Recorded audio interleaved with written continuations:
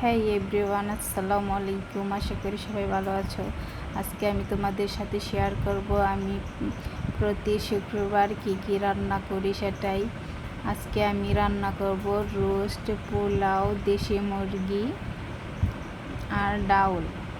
তো এখানে আমি রোস্টের জন্য একটা মশলা বানিয়ে নেব। এখানে ছিল গরম মশলা, কাজু বাদাম, টক দই, টমেটো সস। আমি যেহেতু গরম মশলায় রান্না করব তাই এই উপকরণগুলো দিতেই হবে। তো আপনারা প্রথমেই দেখে নিলেন আমি 2টা রোস্ট নিয়ে ভেজে নিলাম। ভেজে নেওয়ার পর এখানে আমি গরম মশলা অ্যাড করে দিয়েছি। এখানে ছিল পেঁয়াজ কুচি, দারুচিনি, এলাচ, তেজপাতা। তারপর পেঁয়াজটা ব্রাউন কালার হয়ে আসলো, এখানে দিয়ে দিলাম আদা রসুন বাটা দিয়ে ভালোভাবে ভেজে নেব যেন আদা রসুনের কাঁচা গন্ধটা চলে যায়। তারপরে এখানে আমি দিয়ে দিব গুঁড়া মশলাগুলো। গুঁড়া মশলার মধ্যে ছিল ধনিয়ার গুঁড়া, জিরার গুঁড়া, তারপর মরিচের গুঁড়া। এগুলো দেওয়ার পর এখানে আমি অ্যাড করব একটু পানি, যাতে মশলাটা পুড়ে না যায় এবং নিচ দিয়ে লেগে না যায়, আর মশলাটাও ভালোভাবে কষানো হবে। তারপর এখানে লবণ দিয়ে দিব। লবণ দিয়েই তো আমি সব কিছুকে একসাথে মিক্সড করে নিচ্ছি। মিক্সড করে নেওয়ার পরে যে পানি দিয়েও দিলাম। এই মশলাটা ভালোভাবে কষাতে হবে যেন রোস্টটা খেতে মজা হয়। তারপর এই তো কষানো হয়ে গেল। এখন আমার আগে থেকে মিক্স করা আগের মশলাগুলো দিয়ে দিলাম। এই মশলাগুলো অবশ্যই দিতে হবে যদি এভাবে রোস্ট রান্না করেন, কারণ যেহেতু আমি এখানে আলাদা কোনো মশলা অ্যাড করছি না বা প্যাকেটের মশলা দিচ্ছি না, এগুলো না দিলে খেতে ভালো হবে না। আমরা যেহেতু মানুষ 2জন, তার জন্য 2টাই নিলাম। এখানে মুরগি 2টা বুকের পিস নিয়ে নিলাম। তারপর এটাকে ভালোভাবে কষিয়ে নেব। এই তো কষানো হয়ে গেল। এখানে আমি দিয়ে দেব অল্প একটু পরিমাণ দুধ। এখানে ছিল হালকা গরম করা দুধটাই দিয়ে দিলাম। এই দুধটা দিয়ে দেওয়ার পর এটাকে আমি একটু ভালোভাবে নেড়ে মিশিয়ে নেব। মিশিয়ে নেওয়ার পর কিছুক্ষণ ডেকে রেখেছিলাম। ডেকে রাখার পর এখানে তো দেখেন আমি এখানে দিয়ে দিলাম কেওড়া জল। এটা দিলে একটু ফ্লেভারটা ভালো লাগে।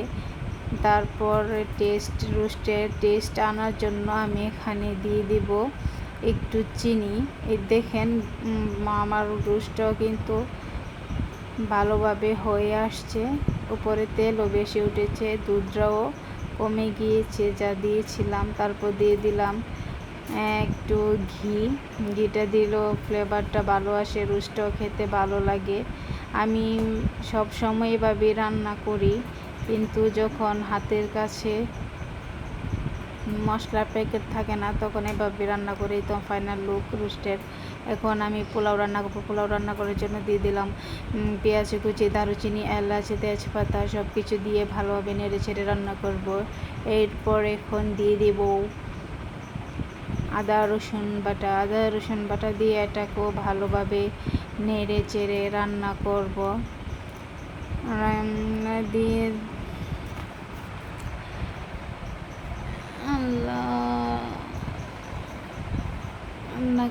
রান্না করার পর এই তো এটাকে ভালোভাবে ভেজে নিচ্ছি। ভেজে নেওয়ার কারণ হচ্ছে যেন আদা রসুনের কাঁচা গন্ধটা চলে যাওয়ার পর এখানে দিয়ে দিব আগে থেকে ধুয়ে রাখা পোলাওয়ের চাউলগুলা। এখানে পোলাও চাউলের মধ্যে আমি লবণ আর গাজর অ্যাড করেছি। আমি সচরাচর এভাবে পোলাও রান্না করি গাজর দিয়ে।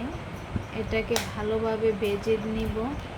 ভেজে নেওয়ার কারণ হচ্ছে আমি গরম পানি দেব, আর পোলাও চালটা যদি ভালোভাবে ভেজে রান্না করা হয় তাহলে পোলাওটাও অনেক ঝরঝরা হয়, খেতেও ভালো লাগে। আমি অনেকক্ষণ ভেজে নেব যতক্ষণ না নিচ দিয়ে লেগে আসে।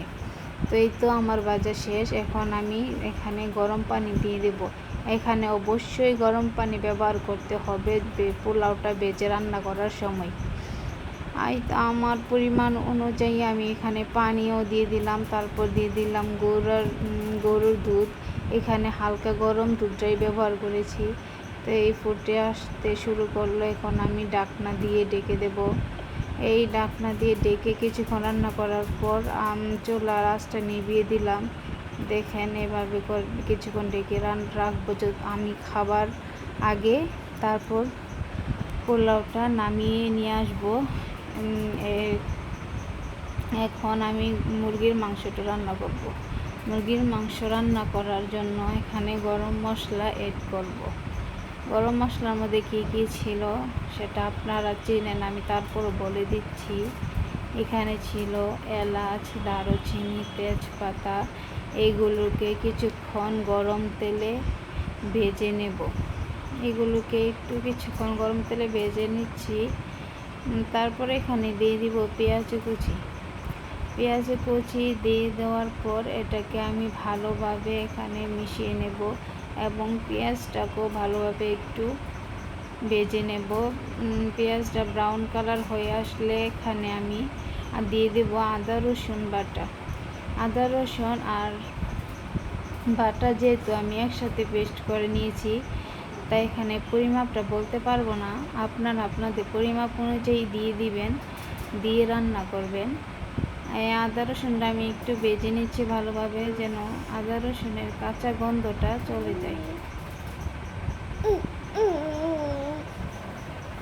আমার বাচ্চাও ঘুম থেকে উঠে যাচ্ছে আমার এসব আউল ফাউল কথা শুনে। আমি যে কীভাবে কী ভয়েস করছি আমি নিজেও জানি না।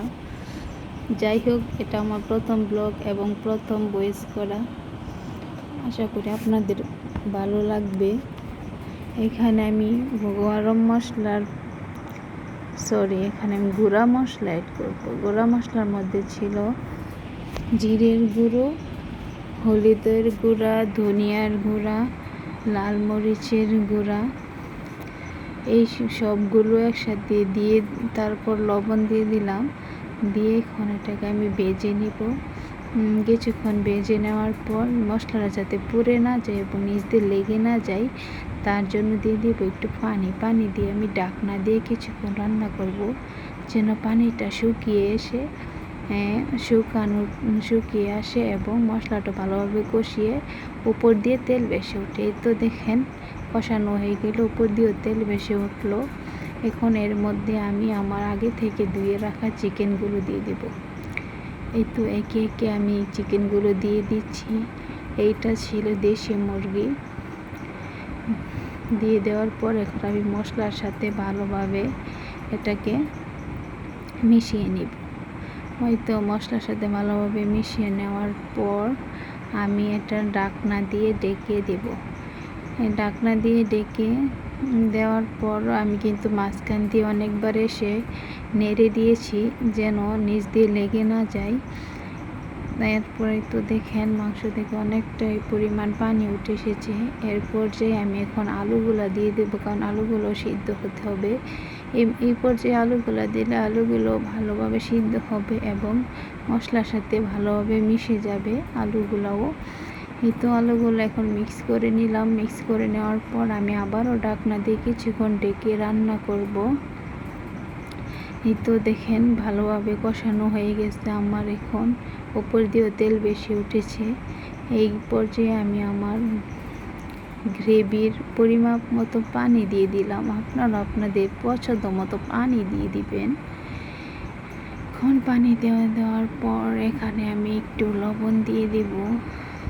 লবণ দিয়ে আমি ঢাকনা দিয়ে আবারও ডেকে দেব মাংসটা ভালোভাবে সিদ্ধ হওয়ার জন্য। এতো ডেকে দেওয়ার পর এতটুকু গ্রেভি আসলো আমার, তাই এই পর্যায়ে আমি আগুন বন্ধ করে দিলাম। এখন আমি এই খাওয়ার জন্য একটা সালাদ তৈরি করব। সালাদের মধ্যে ছিল টক দই, টমেটো, গাজর, শসা, লেবু আর বিট লবণ। এই সালাদটা অনেক মজা খেতে পোলাও দিয়ে। আপনারাও একবার ট্রাই করে দেখবেন খেতে কীরকম লাগে। আমার কাছে তো খুবই ভালো লাগে। এই তো আমার পোলাও রান্না, সাদা ভাত, তারপর দেশি আলু ঝোল, মুরগি দিয়ে। তারপরে তো রোস্ট বিখ্যাত, এটা আমার স্পেশাল সালাদ। যারা ডায়েট করেন তারা এই সালাদটা খেতে পারেন। এখানে টমেটো দিয়ে পাতলা ডাল,